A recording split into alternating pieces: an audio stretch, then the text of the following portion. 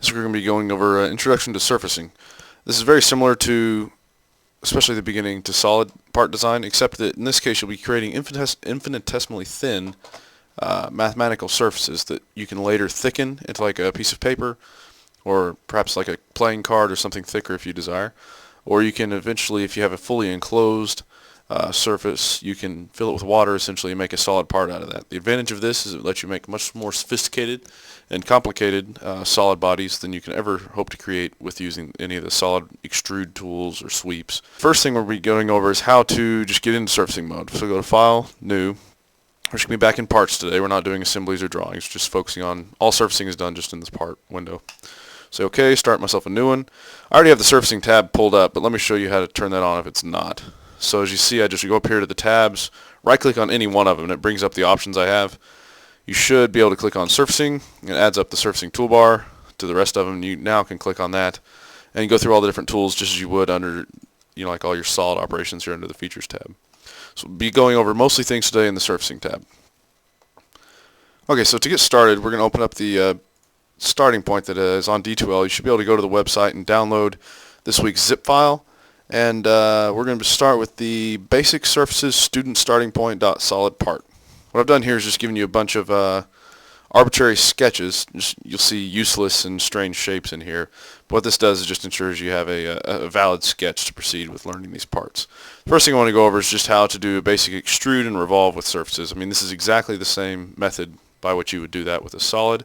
So we click on, under the Surfaces tab, not under the Features tab, Surfaces. We want everything to be in the Surfaces tab because there is a little bit difference in the tool. Actually, a lot of bit of difference. But click on the Extruded Surface, and we're just going to extrude this first sketch here.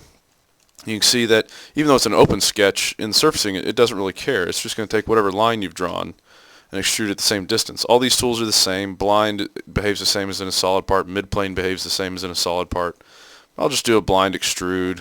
I'll flip it that way for now. We'll call that good. I mean, that's a extruded surfaces. You can see it's just a tiny, tiny, infinitesimally thin guy. This actually has no thickness, no weight. It's just a mathematical entity that we're using for hopefully creating a much more complicated part down the line. Again, just like an extrude, the revolve works exactly the same way. If I take that same sketch that I just had, I'll go up in the tree here and find it underneath the plus. Click on sketch 1, and I want to revolve it around the axis I conveniently already have here.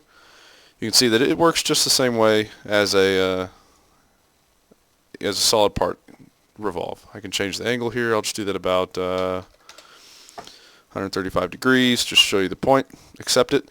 You can see that that's our old extrude. I'll just go ahead and right click and hide that because we're done with it for now.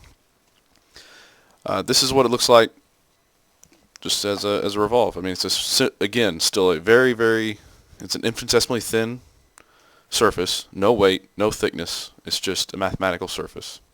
So please don't think that even though it's gray, just like the rest of the parts, that it has some weight to it or mass. It doesn't. We'll get into how to transform these surfaces into useful physical products later on towards the end of the lecture. Okay, moving right along, we do sweeps in exactly the same way as, again, I'll go ahead and hide this guy because we're done with him again. To do a sweep, it's exactly the same as a solid. We're going to take that same section and we'll use this as the spine for it. We'll go ahead and click the Swept Surface button. So we'll take the sweep of that sketch. And then for the spine, we'll click on this random line. You can see that it just does as expected. It sweeps the defined section along that line. Go ahead and accept it. And I want you to notice one thing up here in the top corner where you've got a little kink in the sweep. That's because the distance with which this sketch is away from the spine at that point causes the spine to kind of curve back on itself. So you need to watch out for things like this. In this case, it didn't cause the part to crash, but that's probably not the design intent you had, so you'd want to revise this.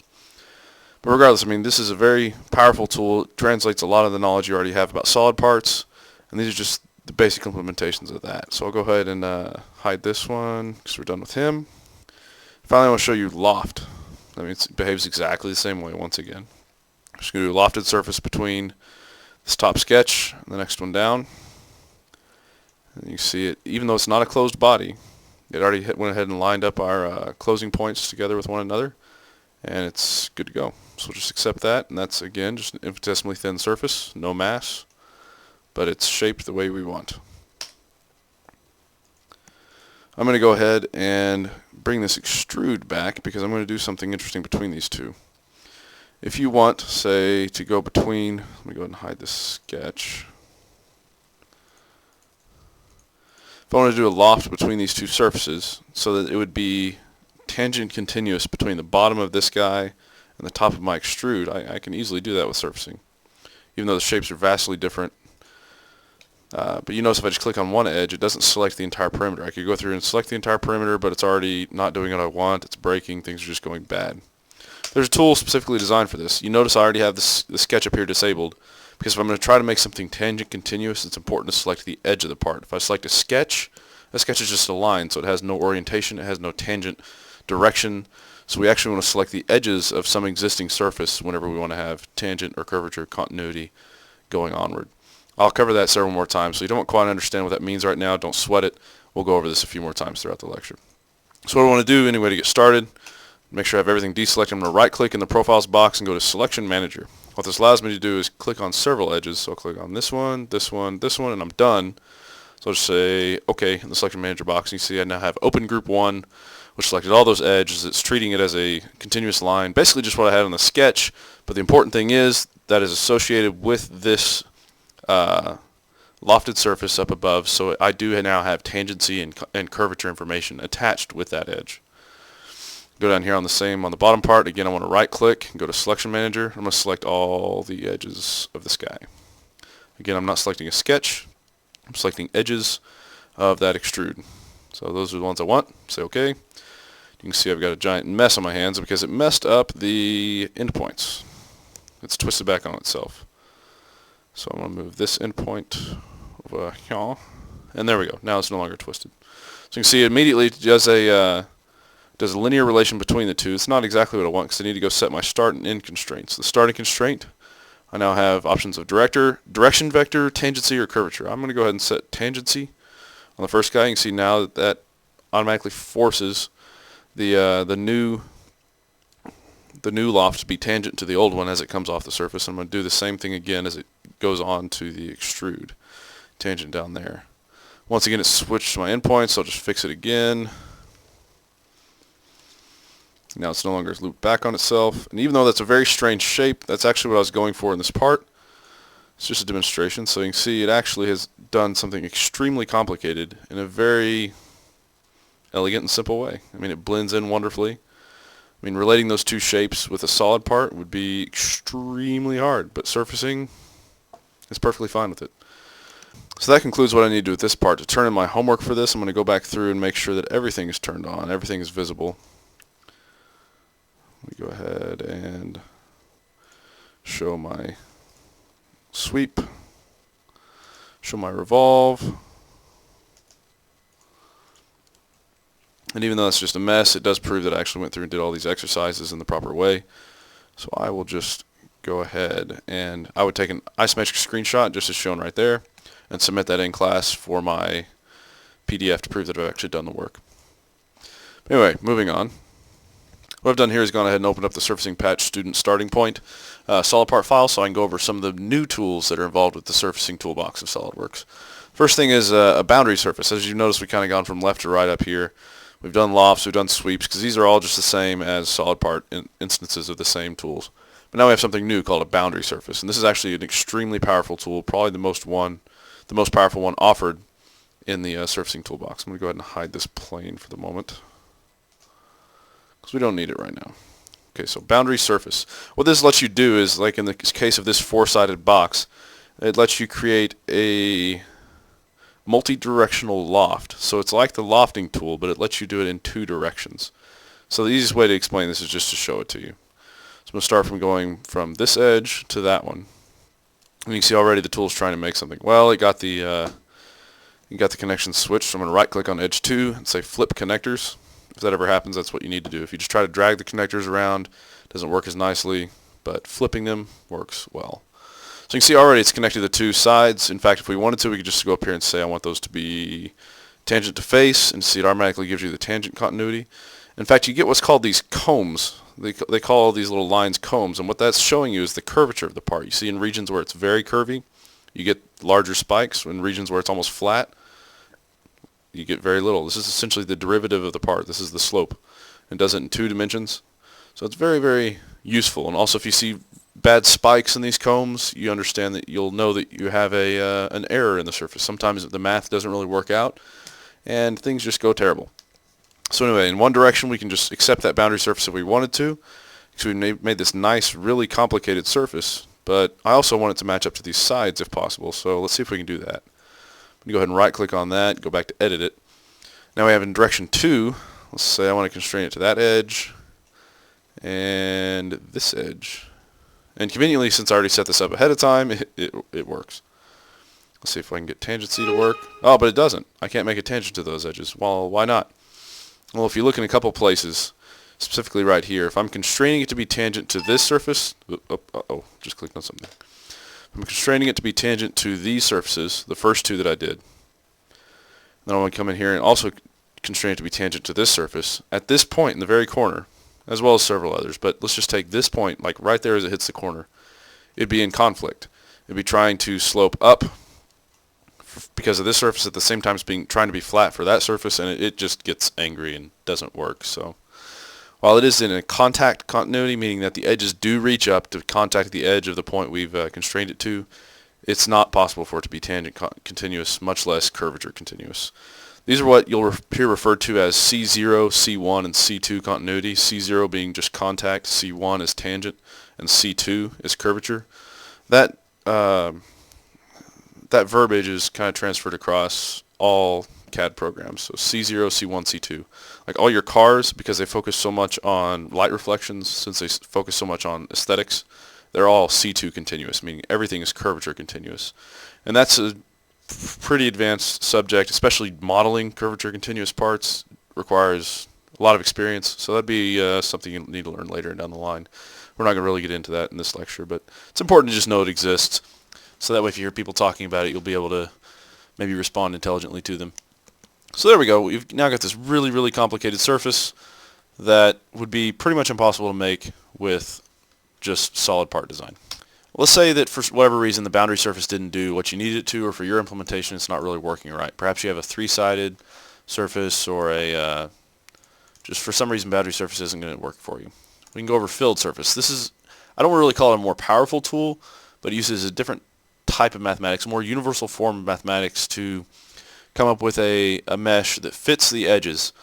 But while it will come to a solution more often, in situations where other tools may not work at all, it is also more error prone. You'll get a lot more unwanted bumps. You can get wrinkles in your surfaces. You can just have some bad things happen that otherwise with other tools would have been smoothed out. But anyway, let's just again show you how to use it instead of sitting here and talking about it. So I'll just go through. In this case, I just select all 4 of my edges. I select a perimeter with the filled surface tool. You can see immediately it just jumps in with contact continuity on all 4. You see it's edge 1, contact, edge 2, contact, edge 3, contact, edge 4, contact. So that's the type of tangency requirements. That's the type of continuity requirements we have on all the edges. But you can see it already made a nice little shape. It's not so bad. But let's go here and make it a little bit better. So on edge 1, see contact S0, it's the same thing as like C0. We'll go down here and we can, instead of saying contact, we'll change that to tangent. You can see now it's lined up nicely. Again, let's try to get this going tangent with another surface right next to it. So before, by the previous criterion, this shouldn't work because those tangent constraints are in conflict at that corner. So let's set this to tangent. Well, it says it worked, but did it really? If you look in, you can tell there's still a distinct angular change at that edge. So even though it's set to tangent, even though it didn't send us an error message, it's not tangent. So I don't know if that's a good or a bad thing. I guess as long as you're paying attention, it doesn't matter. But whatever. So just be aware with this filled surface tool that just because you set it some type of continuity doesn't mean you're necessarily getting it. Like I said, this is just a tool that will a lot of times give you a solution, but can be problematic in very complicated geometry situations. So I'll just say, cool, we're done with that. And look at that. We've got the same type of surface, same edges, but let's see if it's exactly the same as the boundary surface. If I show the two, you can see they are in fact just a little bit different. Not much, but different tools come with a slightly different answer. You can see in this region they're pretty much exactly the same.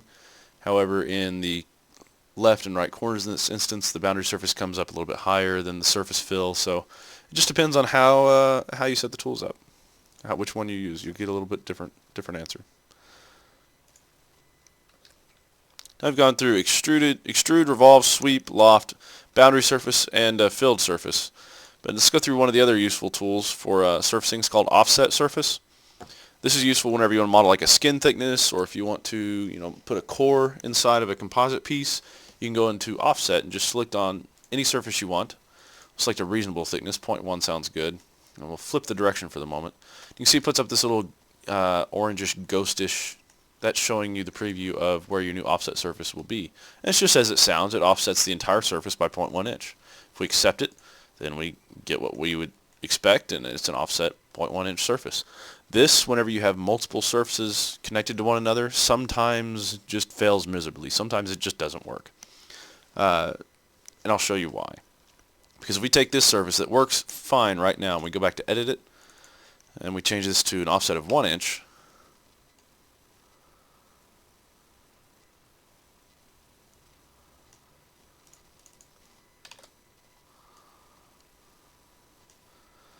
and 1 inch worked fine, but if we go to 2 inches, you can see we start getting overlap here in the corner. This is where, if you actually took the normal vector along this edge of the surface and you offset them 2 inches, it actually starts to kind of crumple up. You're extruding it farther than the radius is of this component right there. So 1 over the curvature of this point of the surface is actually smaller than the offset dimension you're trying to do. And if you say OK, accept, it will probably fail. If it doesn't fail, it's going to come up with terrible geometry. In that case, I think it just gave up. It gave you what it could figure out, but the rest of it is just gone, as you can see. Just cut it off. So be careful whenever you're doing offsets. You might not get a solution over the entire thing you want. I'll go back and edit it and put this back to reasonable distance. The smaller the distance, because you're at a smaller fraction of the radius of curvature, the more likely it is going to solve just fine. You see at 0.1 inch, it does perfectly fine. So that's how you use the offset tool. This is something that's very useful. In fact, if you ever need to duplicate a surface in SolidWorks, say you wanted to cut it in half but then keep both the sections that you cut, using an offset is the only way to do that. That's kind of a downside of the SolidWorks surfacing tool at the moment, that you can't really just split a surface and then keep both sides. What you have to do is use an offset of 0 inches, which is essentially, well, it is the exact same surface. Split one half, which keep the left, and then split it again and keep the right. That's how you can keep both sides. You won't that's not a part of your homework. That's just some knowledge for you to take forward. The next tool I want to go over is best demonstrated back on this part, because it's called planar surface. What planar surface does is exactly what you think. If you're going through all this surfacing with very swoopy surfaces, very curvature intensive surfaces, occasionally you want something just to be flat. Like if you want a lens or some optical opening to be completely flat, you can just select between 2 edges. You can select an entire perimeter if you like, but in this case just 2 edges works fine. And you're guaranteed that that's essentially just making a flat surface around that edge. You could do the same thing with a sketch and then just fill it, but this is quicker, it's more convenient.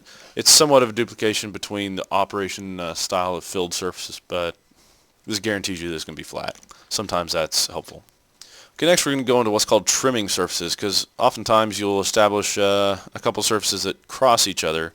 You want to join them together to make some sort of nice little rounded edge. So I'll go ahead and create another oddly shaped surface just to show the power of this tool. Create a boundary surface between those 2 lines. It's completely arbitrary. It serves no real point. I'll go ahead and hide my my offset that I did. So we're just back to that original surface. You can see we've got these 2 surfaces. They're very arbitrary, so this works for any sort of any set of surfaces. Notice that their edges match up with each other. This is a good thing to do in practice. There are ways you can kind of extend the cut if the edges don't line up perfectly, but as you're starting off surfacing, just try to always make any sort of surfaces that you're going to do a trim on match up evenly. So we'll just go ahead and get into the tool. First one I'll show you is called a mutual trim, so make sure that checkbox is punched. We're going to do a mutual trim between this vertical surface and then the horizontal one we made. Then next you have to click down into this bottom box and see we have keep selections selected, so we want to click on, you see as I mouse over these different sections, it highlights what would be left. I want to keep this one, and I want to keep that one. I mean, it's very straightforward. You just have to know where to click and what to do. So I'll say OK. See, it got rid of everything I didn't want, and it kept the surfaces that I said I wanted to keep. That's pretty spiffy. So if I want to put a little radius in the middle, we can use fillets just as the same we do on parts. So I'll put a fillet in there. We'll make it bigger than 0.1. How's 0.5 look? That looks good. So I'll just put that in, and all of a sudden you have this extremely complicated surface that we made without much sweat. I mean, that wasn't very hard at all, and hopefully you're not finding this difficult either. Once you make a bunch of surfaces, you have what's called a lot of different patches. I mean, this would be a patch, that radius would be a patch, this is a patch, and all these different surfaces here are patches. In fact, if we go up here to our surface bodies, we click plus, we see we have 7 of them. I mean, every one of these edge parts is a different surface body. So we have a lot of unrelated surfaces here. If you ever need to put them together, essentially sew them together like a quilt to do one operation, like say you want to use a thickness operation, which is what we're about to do to this part, but you don't have to sit there and click on every patch by itself. You can do what's called knit surface. I mean, just like you would knit a bunch of quilt segments together. I want to put that segment together with this edge because they match up nicely, and I will say OK. So now anytime I want to select those 2 at once, I can go over there into the tree and say surface knit 1. In fact, that's what I'm going to do right now because I want to add thickness to that component. I'll open up my tree here, click on surface knit 1, and hey, well look, it's just already shown me what I want. Again, just like offset tool, you can use the thickness to both sides, one side, the other side. So you can go through and select this, also the distance you want. We can make that 0.5 in either direction or in both. Again, with the thickness tool, you see if you make the distance too large, just like you did in the offset tool, you can start getting into some issues. Oftentimes this will solve a little bit easier, but not amazing. So I'll go ahead and just stick with 0.1. Say OK. You see now we just took that very, very strange surface part and added thickness to it. So if you actually wanted to make a plastic mold of a Coke bottle, you could sit there and do the surface model of the entire Coke bottle, then just simply add a thickness to it, and then you'd be able to calculate the entire weight of the entire bottle, including all the little curves and decorative ornamentation you put on the outside. So that is a very, very useful tool. If you have a solid body that's completely enclosed, like say you drew a surfaced sphere, then you'd be able to go into this thickness tool, and there's a checkbox that says, let me see if it just shows up. Of course not, but there's a checkbox that says merge entities, create a solid body. So if it is watertight, you'll be able to make it a completely solid entity. Finally, one thing that's useful is to be able to go into a solid part and say you wanted to say like a hood for a car that you wanted to put holes in for headers, and you wanted to take two solid parts and be able to cut through the surfaced hood to make the holes that you need in the right spot. It's important to be able to understand how to cut a solid part with a surface. So I'll just go ahead and sketch on any one of these planes an arbitrary surface. Let me open that back up. Go to normal 2, like is always good practice. And really, I mean, just anything arbitrary. I'm just going to draw a random spline going everywhere, going nuts. And I'll simply extrude that. Use my surface extrude. Again, different than the part extrude. I went to the surface tab and then I clicked extrude. I'll just do this a distance of 20 inches and I'll make sure it goes mid-plane. You can see that covers the entire part.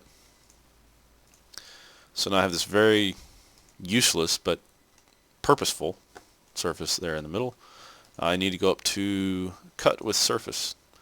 So I just select the surface that I want to become the cutting tool. This is basically just if you had that tool made out of steel, this surface right there, it's like a cookie cutter going down on some sort of very soft material like butter. So say OK, that looks good. Do I want to cut all bodies? Yes. And that's what it leaves me. I can go ahead and hide this surface cutting tool, and there you go. Like I said, this is useful whenever you have a surface part like exhaust headers or exhaust ducts that you want to pass through a wall, or you want to pass through, maybe they come through the hood of a car or through the bodywork at some strange angle. You want to be able to cut through that solid bodywork or cut through some physical beam. This is a very simple way of doing it. It's a very, very powerful way to cut things out. Because as complicated as your surface wants to be, that's how complicated your cut would become. So I think this is part of your homework where you just cut any arbitrary body you want. So any part you have saved, you'll be able to just go in and draw something similar to this and cut it apart using a surface. Okay, so this week for your in-class work, you're going to download and complete the basic surfaces example. That's what I went over here in class. And then you'll also be going over and completing the flat surface patching example, and that's the one that I did here. This is what you consider the flat surface patching. So essentially you complete all these components and just go ahead and show everything again. Take an isometric picture, and that would be what you turn in for both of them. For homework, you're going to just go find any one of your old parts you've created for this class and just cut it up. Create a surface. Doesn't matter which part. The surface is completely arbitrary. Just demonstrate that you have the knowledge on how to cut a solid part with a surface. I'm going to go in and create a wing. This is the final wing. You see it's got some gull wing type dihedral in it there. This is similar to the F4U Corsair, how they bent it down at first and came back up. But in situations just to make the loft a little bit more interesting. And you see it's got a winglet out here to the side. While this looks very simple, you'll find that maybe it's not the easiest thing in the world to create. Again, like I said though, you have the wireframe starting point, which I'll show you what it looks like whenever you'll open it. So the student starting version of that looks like thus. I've already defined all the airfoil sections. I've already defined everything for you, all the planes and everything you'll need. You essentially just need to know how to make the surfaces that go between the two. So why don't I just walk you through that real quick. So we'll start here with a lofted surface on the first wing section from the root to the first wing deviation. You notice in both situations I clicked on the bottom part of the sketch, and notice that it gave me a very highly concentrated region of curvature here towards the leading edge. If I just accept that and proceed on, you'll note that I have one retained edge there on the top. And if I go to the bottom, it's showing another edge there. Interestingly enough, if I went back and just deleted this part, did another lofted surface, and I click on the top of this, on the top of that, it generates the part in a different way.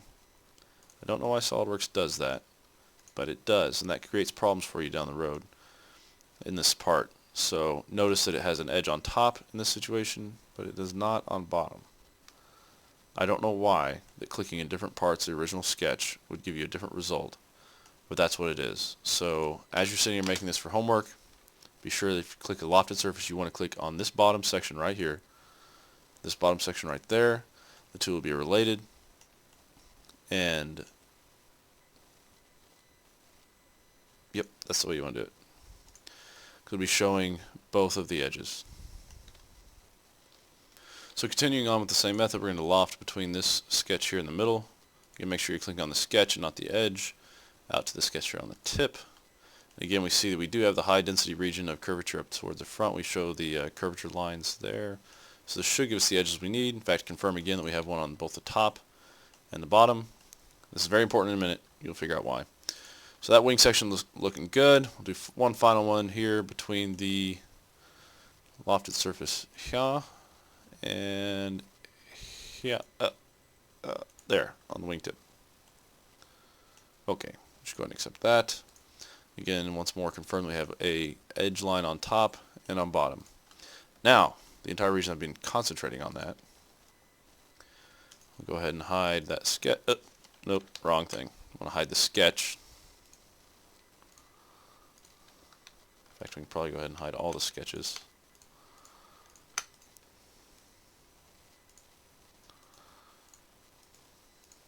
Okay, so everything should be hidden. Now I'll be able to go in here and create a lofted surface between this edge. We'll just go ahead and instead of just clicking one edge at a time, we can go ahead and do selection manager, select the entire perimeter. So that edge, and this edge, and this edge. Looks good. So we'll say OK, enter. So we get closed group 1 up there. Once more we'll go up here and say selection manager between, click on the edge, edge, edge, accept. We have closed group 1 and 2, and immediately puts a linear related sweep between the two. Actually, this is a loft between the two. Excuse me. Go to start and end constraints. We do tangency to face here and tangency to face there. They disappeared, but see in this case it's just because we have our tension set too high. So if you take the tensions down to about 0.5, then it should come back. So while this works, we need to look at the surface it generates before just blindly accepting it and see if it looks good. I mean, on the trailing edge, that looks pretty nice. Looks kind of curvy. Wow, this thing.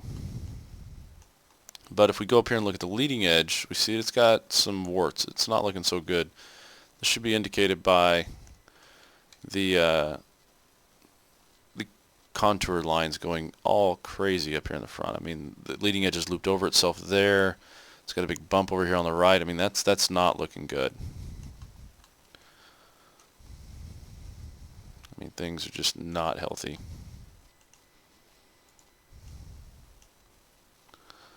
So he's got bit.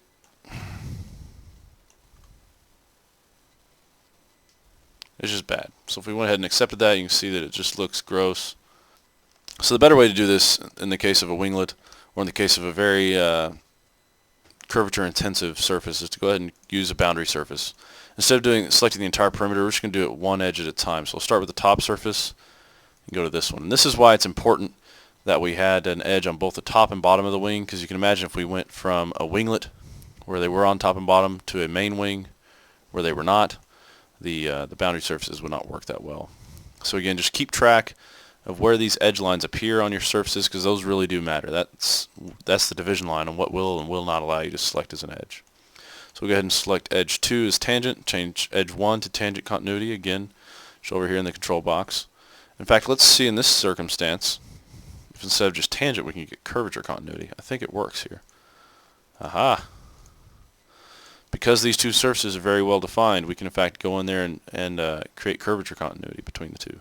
In fact, you look at these combs, and while we know that this winglet is a perfectly straight loft between the two sections, so it would have zero curvature. It's a straight line as you go up and down. In fact, look at the comb and see the curvature goes down to 0 to meet it there at the front. Same thing over here. We know that the curvature is 0 as we go outboard on the wing. You see the comb comes back down and decreases to 0 at the root as well. It looks like a very nice, well-controlled surface. The combs aren't doing anything crazy. They're very sinusoidal and smooth in their transitions, so we'll just go ahead and accept that. And that looks like a nice surface. So we'll do the same thing for the bottom, create another boundary surface just using this bottom edge. Again, remember how messed up this would be if we didn't have two of these dividing edges on the surface that we're trying to control. It just shows up as a linear relation at first, so we'll go ahead and change this to curvature and curvature. Again, we just check over the surface looking for anything strange, but it seems to be well suited, well posed. And then finally we have both the top and bottom surface, but we've still got a hole in our leading edge, which in this case really shows the strength of the boundary surface tool. So we can go through and, just as before, select the two leading edge gaps, those edges, and it creates a linear relation between the two. But then in the second direction, we go up here and actually select the edges that we want it to align to. You see it's really close there, but it doesn't quite meet up back here. So I have to select this as the second edge. It snaps right to it, and that looks good. I mean, that's a nice looking wing. That's a nice piece of wing. So this looks much better than the previous surface loft we had, which just had warts and was terrible. This thing is very well posed. The mathematics are very happy. It's not going to break very often. So the last thing you have to do in all of this is we need to seal off the wingtip, which is use planar surface tool. Select that edge, this edge. You see we've almost got it, but we got to seal off the very tip right there. Now it's completely sealed. Accept that, and then all we have to do is mirror this. But to make it more convenient to mirror, I'm going to go ahead and knit it all together, because I know that these parts are looking how I like. So I'm going to select all these different components I've made, all these different operations that I did. I'm knitting them together just like you would a quilt. You get the whole list over there, say OK. So now to make the mirror of this part, I'm going to go ahead and hide plane 1 at least. I'm going to go back to my features tab and go to my old mirror option. And then I want to use bodies. I want to mirror a body, because what I have here after doing all that join is I've created a gigantic surface body of that entire wing. So my tree, I go to surface bodies, surface knit 1, then mirror face / plane, click on right plane, and it's showing me the preview of what I'm going to get. I say OK, and man, does that look good. So that's how you create a wing You guys should feel very lucky that you're doing this in SolidWorks. This part in Pro E takes you about a day. It's kind of a terrible experience. So SolidWorks is very well posed to do these type of problems. In fact, you can start doing blendings between these sharp edges here on the interior. Once you become a surfacing expert, which I know you all will, you can really progress a long way. In fact, if you really go in and look at the sketches, you'll see that you've not only done a wing, you've done a wing with twist. This airfoil section at the root has 0 degrees incidence. This one here at the first section and the outboard section actually has 2 degrees nose down, so it's actually twisted as well as just a plain wing. So it's no more difficult for the program to do a twisted wing than a non-twisted, and just looks really kind of neat. So I hope you enjoyed making this part. I hope you're seeing ways you can really start using this in your future, whether this be a wing for a formula car or an airplane or whatever path you take through engineering. I hope you'll find practical ways to implement this in your career.